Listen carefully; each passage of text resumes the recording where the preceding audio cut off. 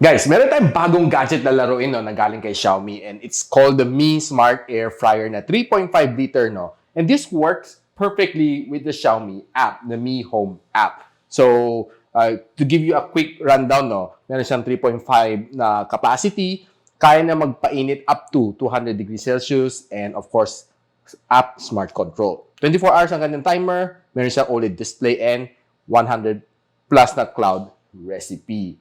So, ano yung inaantay natin? Buksan natin.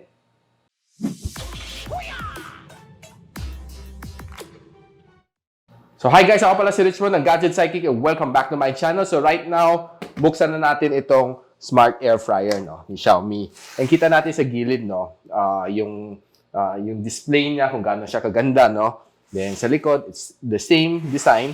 And dito, pinapakita na sa'yo yung mga capability nitong Smart Air Fryer niya. No? So, lately, naglalabas si Xiaomi no, ng mga magagandang gadget no, pang bahay. Lalo na mga ganitong very useful. No? Na, siyempre tayo, itong pandemic, no, lahat tayo medyo natuto magluto. Full cooking or yung mga quick cooking like this one, yung mga F2F, tawag namin, or freezer to fryer, no? May bago kayo natutunan na term, F2F. Now, paglabas na itong fryer, kita natin, no? It's really nice. Okay. Yan. Tanggalin muna natin kanyang balot. Yun. Very nice. Very white. Ang linis ng tingnan, no? Very, parang iniinganyo kang magluto, eh, sa ganda ng design niya and sa loob ng wala na ibang laman. So, itatabi ko na muna. Now, tanggalin ko muna ng yung plastic. Ayun. So, right now, meron siyang Euro plug nga lang siya, bilog. So, tingnan muna natin kung ano meron dito, no. So, sa ibabaw, buo siya. Andito yung mga vent niya, no, sa gilid. Then, ito ang kanyang OLED display. Paghila mo, dito mo nilalagay, no. 3.5 liters siya, no. I'm not sure kung kaya isang buong manok. Siguro maliit na manok kasya. Pero kung isang malaking manok, I don't think kasya, no. Meron siyang grill, pangharang. Meron din siyang oil dripping pan. Dito, yan. So, dito mo makita, pag medyo oily, magdidrip dito ang mga mantika. So, ito pang sala lang, okay? So, very useful. Dahil na kung mahilig ka sa mga F2F no, na food, freezer to fryer. So, ito ang design niya sa loob, no. Nothing. Then, sa gilid, wala. Sa likod, ang ganyang ventilation. Okay? So, mainit yan for sure. Once na umaandar to, no? So, what we're going to do right now is, paandarin natin, no? So, first stop, syempre, i-connect muna natin sa ating Xiaomi Home app. But first, syempre, bigyan muna natin yung kuryente. So, pag pindot natin ng ito, no? Ito yung kanyang on-off switch. Okay? Pag on mo, logo ng Xiaomi. Then, manual, French fries, chicken, fish, steak, shrimp, vegetables, cake, deep fruit, okay, dried fruit, schedule, settings, okay. So, right now, most likely, ilalagay natin sa French fries, no? Kasi yung lulutuin ko is something related sa French fries. So, right now, ang gagawin natin no, is to connect to the Mi Home app. Okay? So, pag pinindot natin ng plus, add a device. Okay? So, kailangan nyo authorize, no, grant access. So, try na naman mag-search. Okay? So, kita naman niya, no, Mi Smart Air Fryer. Okay? Pindutin lang natin, connect lang natin sa aking Wi-Fi, then the rest is simple. Okay, so make sure na malapit siya sa router. Huwag kayong aalis na lumayo masyado sa router, no? So, yung problem doon is baka hindi niya makita at hindi sila makapag-sync properly. Okay? So, yan, nakita natin, device added. So, done. So, i-add ko lang siguro sa kitchen. Next, and next. Let's get started. So, right now, kita natin it's loading. So, right now, kita natin dito, no? So, there's a lot of things you can choose from. Manual, French fries, chicken wings, fish, steak, shrimp, vegetable, cake, and of course, dried fruit. So, pwede kang gumawa ng custom recipe. So, sinabi mo na, there's over 100 recipe na pwede mo tingnan. Ang dami o tingnan, guys. scroll lang ng scroll hanggang matapos. So, there you go. Right now, what I have here is, nabili ko na from Korean Mart. So, there's a hotdog. We have cheese corn dog na crispy outside, no? This one's, I guess, something spicy, fire dog or something. Yan nakakabasa ng samgyupsal lang alam ko eh. Ito, fish cake bar. Ba, may English. And of course, pinaka-favorite ko, this one, the big one. Crispy hot dog. Okay? The dignity of cooking. Ba, may dignidad pa ang pagluluto. Ba, lupit na ito ah. So, ayun. Ang sabi niya, most of them,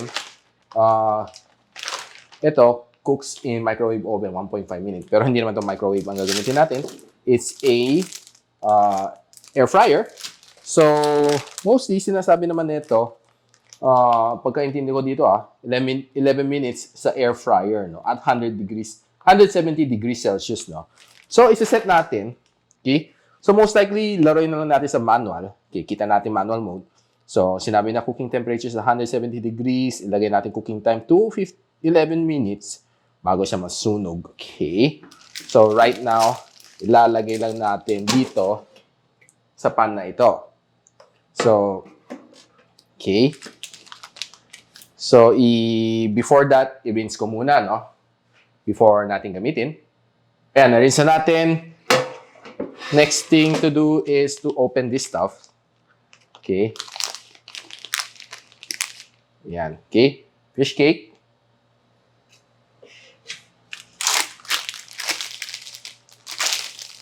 Crispy corn dog. Oh, masarap to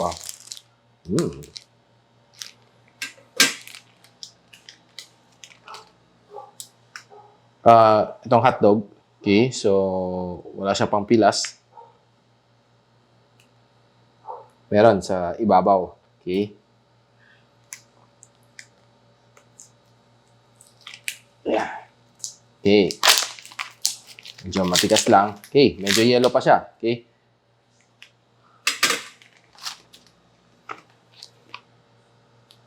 Lahat isasama-sama na natin, no? So, mukhang exciting to eh. Mag-food trip lang tayo, no? Mukbang. Okay? So,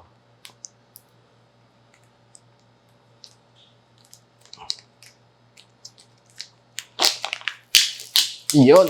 Okay, fish cake din to eh. Fish dog.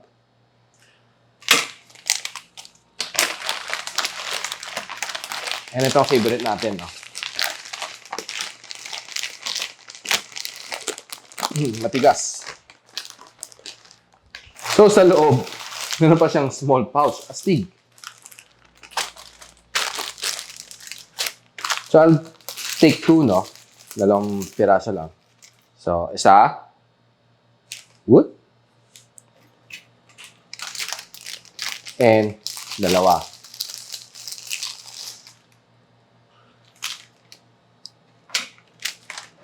So, kita natin medyo loaded na, no? Loob. So, papasok na natin. Next is to, dito sa app natin, no? Pindutin lang natin, start. Okay? So, kita natin, no? Manual siya. Manual cooking. Okay, so, nagkamali tayo. Nalagay ko 15 minutes. Stop program. Baguhin lang natin, no? 11 minutes ang nilagay ko dapat.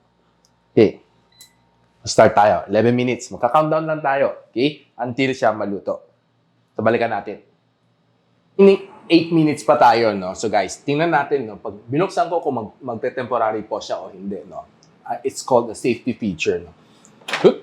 Uy! Yan, nag-pause.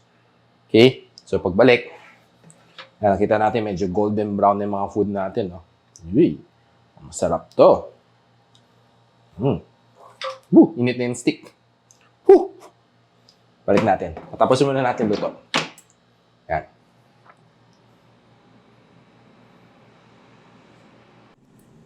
Sabi niya, no? Please shake the food.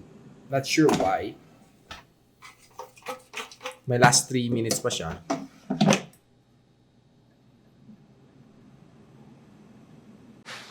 So, we're under a minute na lang na natitira, no? para tapos na yung niluluto natin. No? So after that, we'll be taking it out. Try natin kung masarap nga ba o hindi ang luto ng air fryer ni Xiaomi. Xiaomi Smart Air Fryer. So yan, sabi niya completed. So next, syempre, ilabas muna natin. Tingnan mo natin kung luto na, no? So based dito sa color niya, no? Golden brown na ang food. And then it looks ready to eat, no? Based sa kanyang texture. So I'm sure it's pretty hot. Okay? So lagay ko lahat sa plato, no? Whew! Grabe, init. Ah.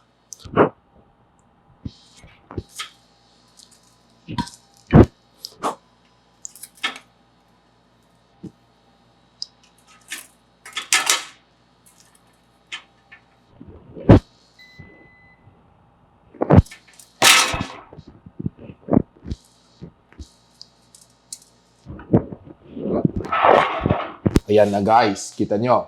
Ready na to eat.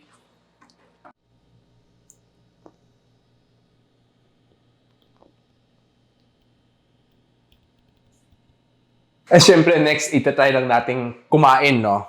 Ng isa sa kanila, no? So syempre yung favorite ko probably would be yung cheese dog. Okay? Na most likely pinakamasarap eh. Yan, try natin, no?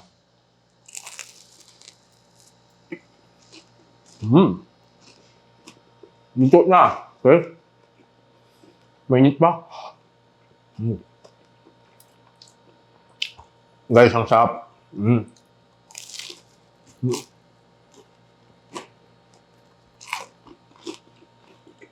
Panalo. So guys, nakita na nung paano gumamit nitong Xiaomi Smart Air Fryer. And it's very easy. Pwede na i-configure sa smartphone nyo or kung gusto nyo mga basic modes lang, pwede na pindutin dito. Kaya nyo na i-sync sa inyong smartphone. But of course, siyempre, iba pa rin pag nakasync sa smartphone sa Mi Home app. It's very easy to use. And if you want to know kung saan ko nabili itong Smart Air Fryer ito, I'll drop it on the description box below. No? And sobra siyang sulit, no, guys. F2F freezer to fryer. Kanina nakita nyo, ice na ice pa yung mga crispy corn dog, no? Sinut ko lang sa loob. After 11 minutes, 170 degrees. Tapos, walang problema. Pwede lang kainin. Okay? So guys, of course, check lang sa description box below and may comments kayo. Pwede kayo mag-share. Pop it on the comment section below. So if you like this video, don't forget to like, subscribe, of course, click that bell icon so you don't miss any future videos here sa aking channel. And I hope that's it, you're watching Gadget Sidekick.